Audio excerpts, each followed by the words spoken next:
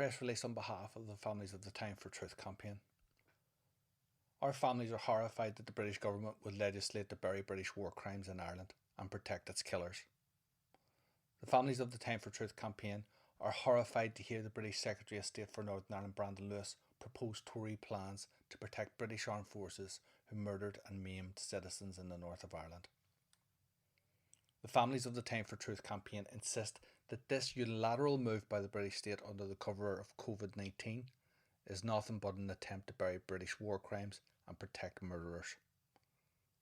This perfidy follows widespread white-picket protests by the families of the Time for Truth campaign on Saturday 10th of July across the north of Ireland, which demanded no amnesty for murderers in the British Armed Forces, no political interference in due process of the law, including legacy inquests, civil actions and judicial reviews, no stay on current or future prosecutions.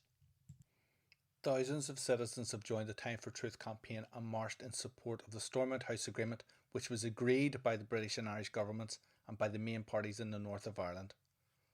Our families mobilised in support of the Lord Chief Justice's 5-year legacy inquest plan and the proper funding of the Office of the Police Ombudsman. Nearly 15,000 of our families and friends responded to the consultation on dealing with the legacy of the conflict in the country. We are all resolute that there should be no amnesty for conflict-related offences, and we all should be equal in the eyes of the law. Nevertheless, the perfidious British government wants to ignore its international agreements and suppress our voices.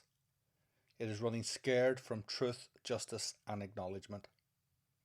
The Weasley words of Brandon Lewis and the British government count for nothing, and they treat victims and survivors with contempt.